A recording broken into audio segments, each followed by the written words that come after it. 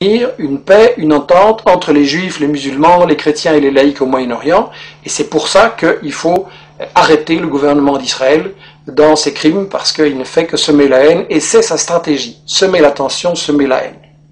Alors là, ils répondent, et les médias relayent souvent l'idée, oui mais les Palestiniens sont violents, c'est du terrorisme, etc. Je voudrais dire une chose, la vraie violence, c'est le colonialisme, c'est l'armée d'occupation israélienne qui a volé leurs terres, leurs maisons aux Palestiniens depuis 60 ans. C'est l'armée israélienne qui empêche les Palestiniens d'avoir une vie normale. Vous avez des checkpoints pour aller de votre maison à votre bureau, vous avez des checkpoints, vous devez parfois attendre 1 heure ou une journée. Il y a des femmes enceintes qui sont mortes parce qu'elles étaient bloquées par l'arbitraire des soldats israéliens au checkpoint. Donc, la violence, en fait, c'est l'occupation.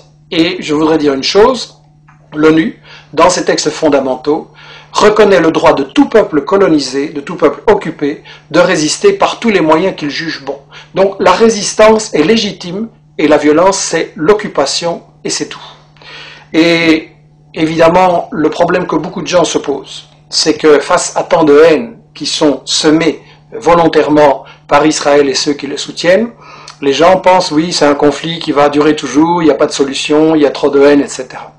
Il faut savoir que la solution, elle existe. Parce qu'en fait, les grandes organisations palestiniennes, dès le milieu des années 60, ont proposé une solution très démocratique et très simple, à savoir un seul État, sans discrimination, où il y aurait une égalité de droits entre les juifs, les musulmans, les chrétiens et les laïcs. C'est la définition même de la démocratie, un homme, une femme, une voix.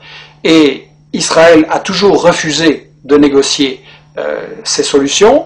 Qu'est-ce qu'il a fait? Il a emprisonné ou assassiné non seulement récemment les dirigeants du Hamas, mais aussi les dirigeants du Fatah ou du FPLP ou du FDPLP. Donc en fait, Israël refuse de négocier, Israël refuse une solution qui est évidente, et il faut donc se demander pourquoi. Et la seule raison, je l'ai dit, c'est que Israël sert aux États-Unis de flic du pétrole, et donc c'est une guerre économique, c'est une guerre pour le pétrole, c'est une guerre pour les multinationales, et la seule chose qui peut arrêter ça, c'est la pression de tout le monde, des citoyens en Europe, en Amérique latine, en Afrique et au Moyen-Orient et partout, la pression sur les dirigeants politiques qui sont complices d'Israël, la pression sur les médias qui, il faut le dire, ne disent pas la vérité, et ça veut dire, par Internet, avec des initiatives comme celle que nous lançons, la lettre d'information sur la Palestine, etc., que chacun fasse l'information, rétablisse la vérité, démasque les médias mensonges et les mythes justificateurs d'Israël, et en appliquant cette idée, nous sommes tous des journalistes, on arrivera véritablement, je pense, et assez rapidement, à une possibilité de négocier et de trouver une solution pour établir la paix au Moyen-Orient.